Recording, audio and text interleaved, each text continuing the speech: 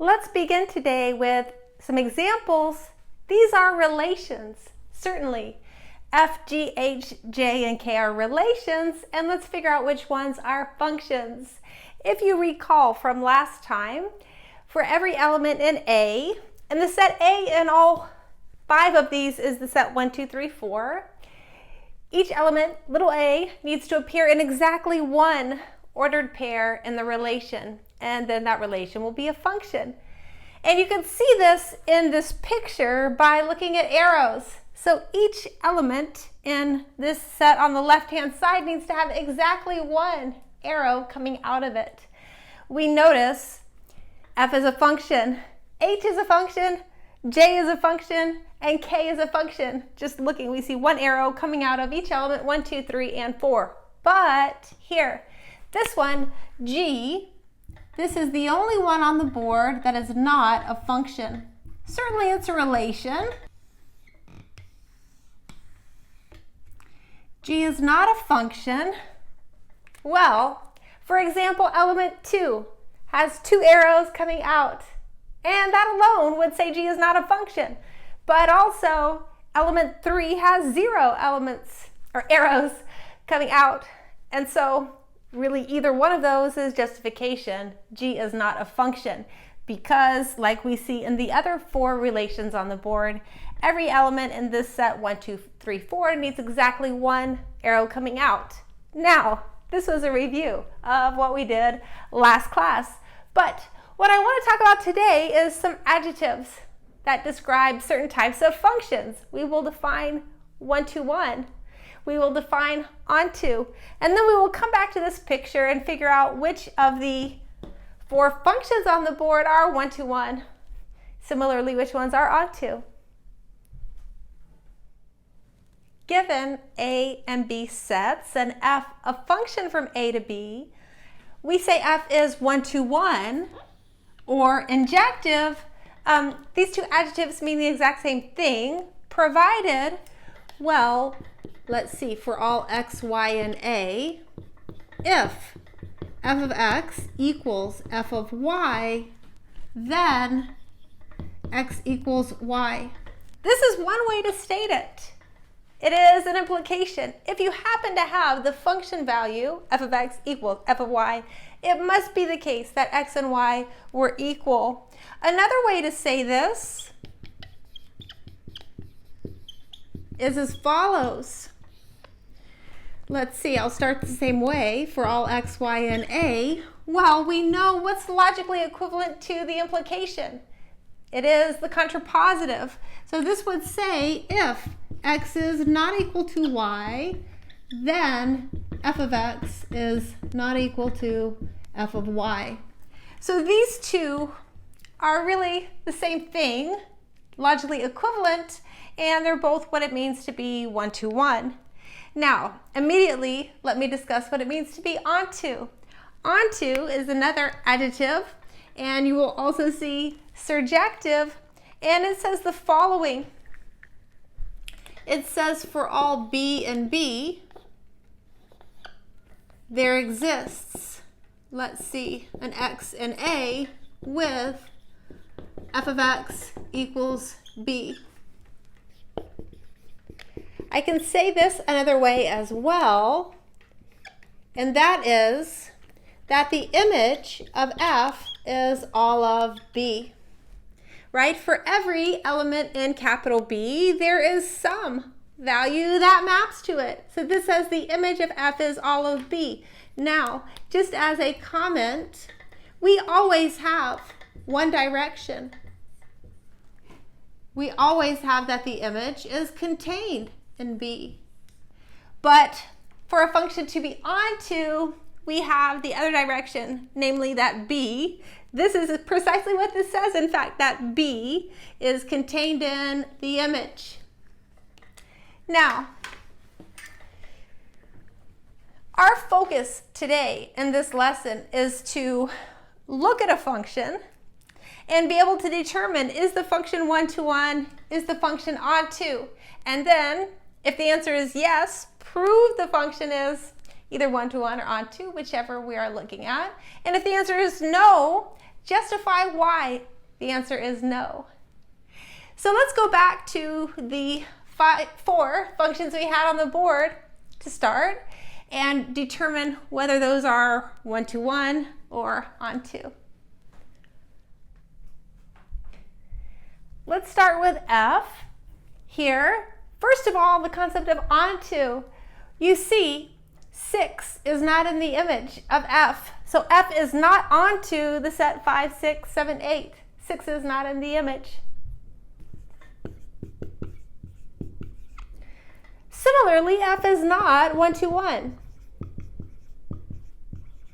Why would this be? Well, notice that f of 2 is 7 and f of 4 is 7, but 2 is not equal to 4. So the notion of one-to-one, you see, we have 2 arrows going into the same element, and that means it fails one-to-one right here. Maybe we will move on to J. Well, J is not onto. 6 is not in the image, and so it's not onto. Okay, we have a different set B here, but for this set B, J is not onto. But J is one-to-one. You do not see this. You do not see 2 different arrows coming into the same element in this set B. You see, we only have 1 or 0 arrows coming into each element in B. And so this function is one-to-one, but it is not onto. Now for K,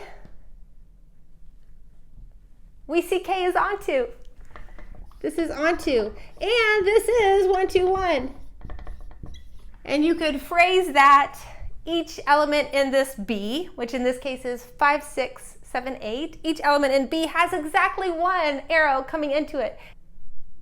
Having exactly 1 arrow coming into each element in B really says 2 things. It says, first of all, you have at least 1 arrow coming into each element in B. That is the notion of onto. And then the second part is there is no more than 1 arrow coming into each element in B, and that is this one-to-one. The final function that is on the board is H. This is onto because we have, well, at least 1 arrow coming into all of B. B here is the set 5, 6, 7 for this function, but this is not one-to-one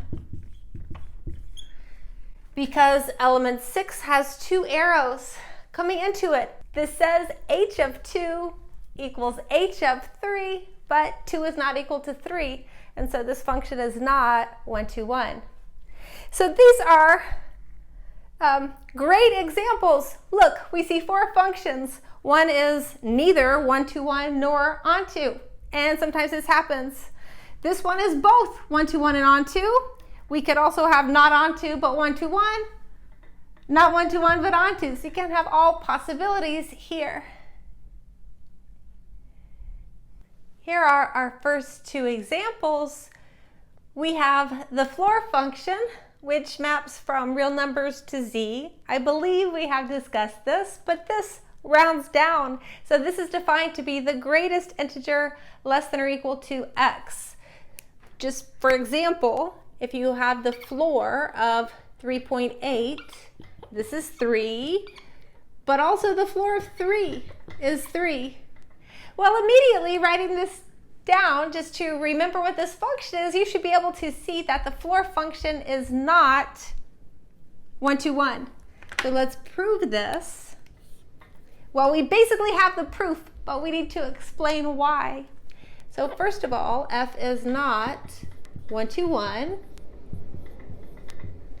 And we can use this here. Notice 3.8 and 3, these are both real numbers with f of 3.8 equals f of 3 equals 3. But 3.8 is not equal to 3. And so this proves or justifies that the function is not one-to-one. We found 2 different numbers or elements in the domain that map to the same element here in the codomain. Great. not 1 to 1. Well, I will say that this is on 2. So this is claim number 1. Claim number 2, f is on 2. So we need to prove it. And how do we do this? Well, we let b be an integer. You start with something here in the codomain, and you need to show, in fact, there is some element in the domain that maps to it. Well, we have an integer. The integer is a real number, and f of b is b. Now, I could have also had b plus 0.1. This would be a real number, and f of b plus 0.1 would also be b. But you just need to find one element in the domain that maps to it. And so we see f is on 2. Okay, and this is generally the strategy for proving a function is onto. Pick something in the codomain. Find something in the domain that maps to it. And we will see that also in here. I will say, just as a comment, g, which we're about to start talking about, g is also not 1 to 1, and g is also onto, but it's a different argument. Okay, same idea. I need to find two elements in z cross z that map to the same element in z under this map G. 3, 3 and 2, 2 are both in z cross z with g of 3, 3 is g of 2, 2, which is 0. We just would have 3 minus 3 or 2 minus 2. They're both 0. However, these are not the same element. And so this justifies that g is not 1 to 1. Now let's prove g is onto. Again, we start with something here. We will take an element in the codomain. So we let b be an element of z. Now I need to find something in z cross z that maps to b. And unlike this last example, I can't just take b because b itself is not in z cross z. It's not in the domain. And so we just look at the formula and try to find something that maps. Well, there are multiple choices. I'll say notice, I'll take b 0. This is n z cross z, and g of b0 is, well, this is b minus 0, which is b. And so therefore, g is onto.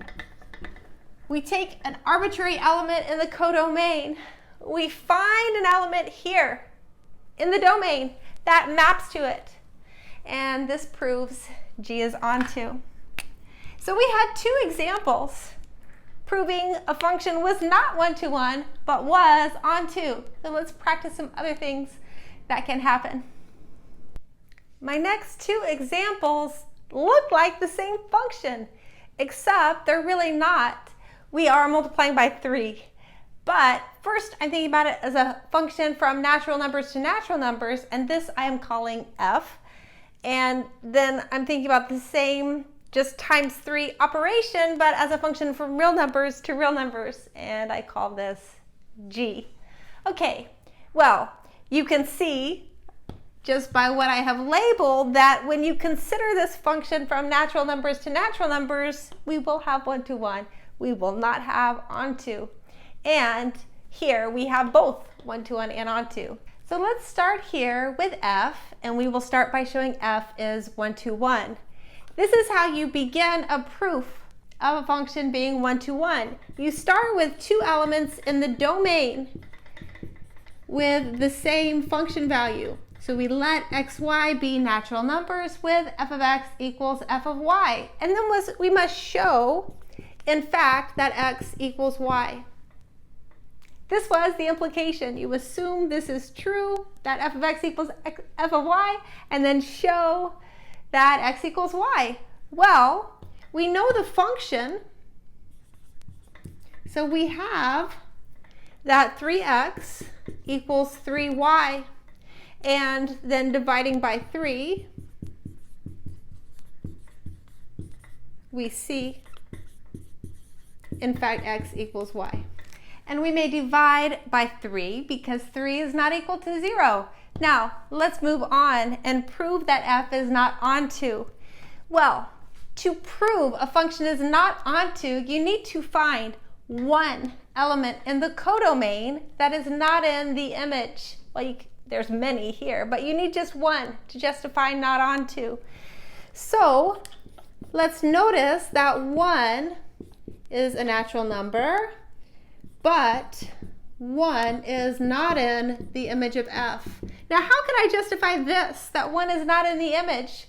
Well, if you look at the function, you see we will have all positive multiples of 3. That will be what the image is. But I can make this a little more precise. 1 in the image of f would mean there exists some natural number with 1 is 3x. And if you divide by 3, you get that 1/3 is a natural number, and this can't be, right? And so this argument in green really justifies that 1 is definitely not in the image. Okay, so this shows that f is not onto. Now, let's just change over here. Same operation, but we have a different domain and a different codomain. And it changes, like I said. This function is 1-to-1. In fact, the proof of 1-to-1 is almost identical.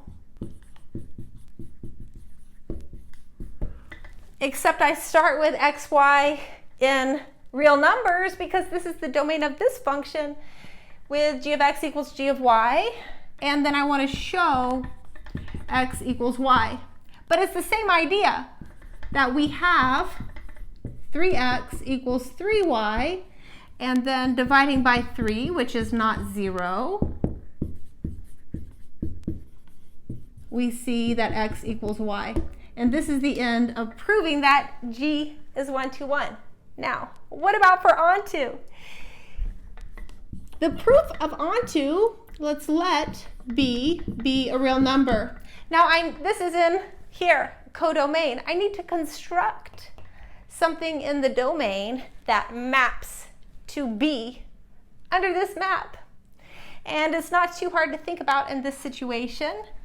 Okay. We can take 1/3 b. This is a real number, and g of 1/3 b is 3 times 1/3 b. This is b. Thus, g is onto. Okay, so this function, g of x, which is 3x with domain R and codomain R, is both 1-to-1 and onto. What we saw in the last example was a formula, but if we thought about a different domain and codomain, it changed whether or not the function was 1-to-1 or onto, for example. And I want to speak about this more. So you couldn't just have a function and say sine and say if it's 1-to-1 or onto, because generally it really depends. What are you considering the domain? What are you considering the codomain as to whether or not the function is 1-to-1 or onto, or both, or neither? So I want to illustrate this with this example. I have graphed the sine, and I've graphed this thinking about it on its natural domain, which is -infinity to infinity. This pattern would continue.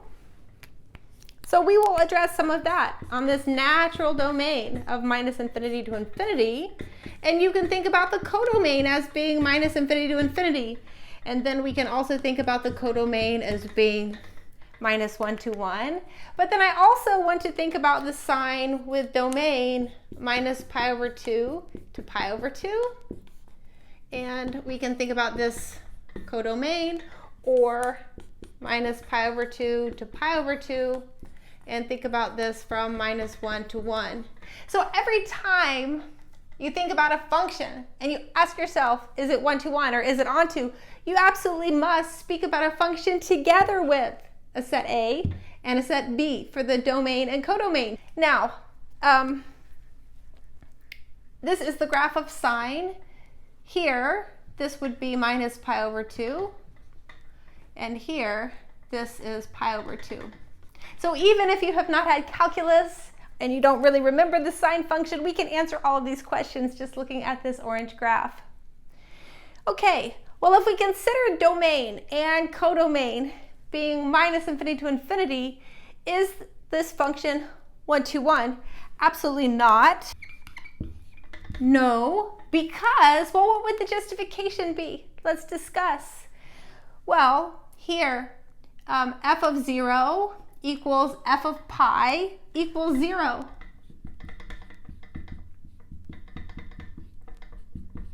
But pi is not equal to 0. Okay? Now, is this function onto? Definitely not. You can see this looking at the graph. 2 is not in the image. Okay? Because you see the sign just ranges between minus 1 and 1. Now, if we do the same domain, but only look at codomain minus 1 to 1, all of a sudden onto becomes yes. And 1 to 1 is still no. In fact, we have the same reason here. F of 0 equals f of pi equals 0, but 0 is not equal to pi. Now, let's consider this restricted domain. And if you have studied inverse trig functions, for example, this would be the natural place to restrict the domain of the sine. So for this, I am only looking at this portion of the function. I am only considering this part. And here, 1 to 1 is yes. If you think about a function in the sense of like we're graphing, you think about a function in the calculus sense, this 1 to 1 really comes from a horizontal line test. Every horizontal line hits this green portion no more than one time. But onto, definitely not, for the same reason that we see up here. 2 is still not in the image. And really, many things are not. Any number bigger than 1 or less than minus 1 is not in the image. Now finally here, if we go minus pi over 2 to pi over 2 and as the domain and minus 1 to 1 as the codomain, this function is yes, this is 1 to 1, and yes, this is onto. And we will discuss in the next lesson when you are both 1 to 1 and onto. This is called a bijection, and this function, which is sort of in green here, that is the one where you have an inverse function. Every bijection has an inverse function. This we will discuss next time. And the inverse function of this in green is the inverse sine or arc sine. But I like this exercise because it really makes us think about the domain and the codomain as coming with the function, right? If you change it, it will change potentially the answer as to whether or not the function is 1 to 1 or onto. We will do one more example and then I will make a short comment about counting, and that is this. We will prove or disprove that this function is 1 to 1, and we will prove or disprove that this function is onto. Where f here, the domain is all real numbers, and it maps into this closed interval 0 to 1 by f of x is 1 over 1 plus x squared. What do you think it is? Do you think this function is 1 to 1? Do you think this function is onto? The answer is no and no. So we will disprove both of these. You see, seeing this squared part with domain all real numbers should make you think it is not 1 to 1. And in fact, that's how we can justify that this function is not 1 to 1. We will disprove f is 1 to 1 as follows. So I will just say notice 1 and minus 1 are real numbers. 1 is not equal to minus 1, and f of 1 is f of minus 1. Both of these are 1/2. 1 over 1 plus 1. Whatever 1 plus 1. It's a half for both 1 and minus 1. Okay, so we have justified that f is not 1 to 1. Now what about onto? Well, 0 is in this codomain, and I will say 0 is not in the image of f. Why not? Well, 0 in the image means there is some real number x with 0 equals 1 over 1 plus x squared. We may multiply through by 1 plus x squared, and we get that 0 equals 1, because 0 times 1 plus x squared is just 0. Now certainly 0 is not equal to 1, which justifies that 0 is not in the image. Therefore, this function from R to this closed interval 0 to 1 is not 1 to 1, and it is not onto.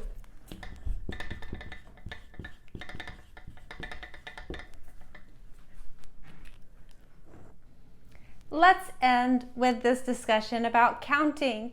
And this is something we will come back to. We counted briefly last time. We counted the total number of functions, I think between a set with 3 elements and a set with 2 elements. And now let's discuss one-to-one functions. Let's start down here with G. We have, well, one example would be like this. This is an example of a one-to-one function, but this is not all. We want to count the total number.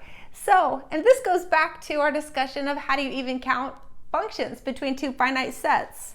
We may think of a one-to-one function really as a list of length 2 in this case. What I want to do is prescribe